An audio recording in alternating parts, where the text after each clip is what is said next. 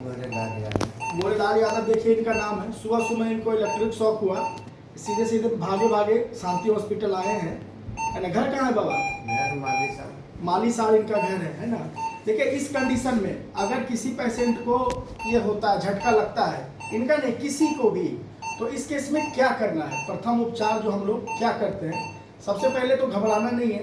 दूसरा है कि अगर पेशेंट को इलेक्ट्रिक तार से टच हो गया है तो उसको बेयर हैंड से दूसरा जो अटेंडेंट है उनका, जो कोई भी आदमी है, तो उसको बेयर हैंड से नहीं छूना है, उसको तार को लकड़ी से या किसी चीज़ से हटा देना है। तीसरा, अगर पेशेंट हट गया तो सबसे पहले हम लोग को क्या देखना है? सांस चल रहा है कि नहीं ये देखना है, पल्स चल रहा है कि नहीं ये देखना है। यानी कि अगर धड़कन चल रहा है, सांस चल रहा है, पल्स चल रहा है तो ठीक है। अगर स्लो भी चल रहा है तो हम लोग तुरंत सीपीआर देना है, पेशेंट को छाती को दबाना है, सीपीआर दे करके, जो मेडिकल में आता है, सीपीआर देकर पेशेंट को रिसक्सिटेट करना है।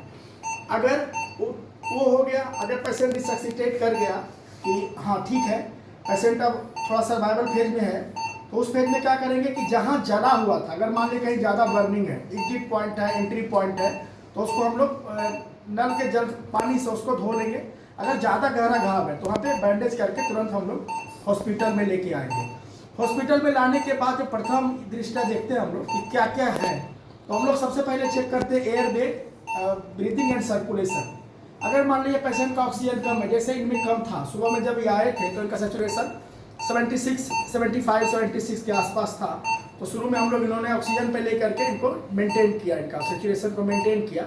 तो अगर air way, breathing and circulation अगर मेंटेन है तो पेशेंट का जनरल इन्वेस्टिगेशन हम लोग करेंगे। जनरल इन्वेस्टिगेशन में सबसे पहले हम लोग ईसीजी देखते हैं। पेशेंट का ईसीजी चेक इसलिए करते हैं क्योंकि इस केस में अगर शॉक होता है, अगर इलेक्ट्रिक करंट शरीर के द्वारा पास होता है, तो उस केस में एरिथमिया होने का चांस होता है ना? उसके बाद हम लोग जो दूसरा टेस्ट करते हैं उसमें हम लोग मसल का ये टेस्ट करते हैं, ट्रोपोनिन टी भी कर लेते हैं। और अगर दूसरा है कि इसमें शरीर में जो मसल है ना वो ब्रेक डाउन होता है, तो उसका हम लोग ये करते हैं, टेस्ट करते हैं। उसमें हम लोग क्रिएटिनिन काइनेज करते हैं, सीपीके-एमबी करते हैं, उसके बाद एलएफटी करेंगे। एलएफटी और केएफटी इसका जो मेजर रोल है केएफटी का है, क्योंकि अगर हम लोग ये पेशेंट का मसल टूट रहा है, अगर मसल टूट रहा है तो पेशेंट का ओवरलोड होगा किडनी पे, है ना? और किडनी पे जब ओवरलोड होगा तो हम लोग क्या करेंगे, उसमें फ्लूइड, और इसमें सबसे जो मार्वेलस चीज है, जो रिमार्केबल थिंग्स है, हम लोग कौन सा फ्लूइड यूज करेंगे? अधिकतर जो क्वेक्स होते हैं, गांव के डॉक्टर होते हैं, जिनको थोड़ा कम ज्ञान होता है, उन लोग नॉर्मल सलाइन प्रेफर करते हैं। हम यहाँ पे नॉर्मल सलाइन प्रेफर नहीं करेंगे, हम यहाँ पे रिंगर लैक्टेट या प्लाज्मा लाइट प्रेफर करेंगे। अगर हम लोग नॉर्मल सलाइन को प्रेफरेंस देंगे तो एसिडोसिस होने का चांस रहेगा, हाइपरक्लोरेमिक एसिडोसिस होने का पेशेंट को चांस रहेगा।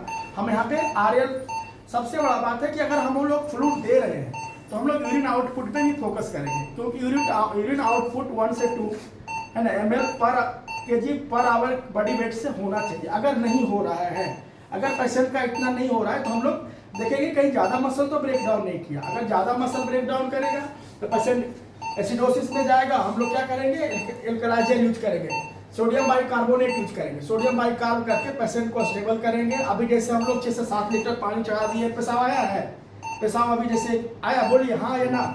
पेशाब अभी तक नहीं आया। यही सबसे मेजर थिंग्स है कि पेशाब पेशेंट को आ गया। अगर पेशाब पेशेंट को आ गया, मायोग्लोबिन का बिल्डअप नहीं होगा, एक्यूट किडनी इंजरी नहीं होगा, तो हम लोग फ्लूइड दे रहे हैं, लेकिन जब पेशाब आने लगेगा फिर हम लोग चेक करेंगे कितना क्वांटिटी में आ रहा है। अगर क्वांटिटी सही रहेगा तो हम लोग पेशेंट के सोचेंगे कि नहीं ठीक है, रिकवरी कर रहा है। अगर देखेंगे ज़्यादा टूट रहा है ना, मायोग्लोबिन का टेस्ट करा लेंगे, तो हम लोग क्या करेंगे, सोडियम बाइकार्ब देंगे, पेशेंट को सोडियम बाइकार्ब देके एल्कलाइजेशन करेंगे। अगर इनमें तो ऐसा कुछ नहीं है कि एंट्री वुंड है, एग्जिट वुंड है, जला हुआ नहीं है, तो हम लोग उसका नहीं ट्रीटमेंट कर रहे हैं। जो फिजियोलॉजिकल चेंजेज हो रहे हैं, जो ये उसका ट्रीटमेंट कर रहे हैं। अगर जला हुआ रहेगा तो उसमें फिर हम लोग उसके तरफ ट्रीट करेंगे, बास करेंगे नॉर्मल सलाइन से, सिल्वर सल्फर डाइजिन 1% से करेंगे।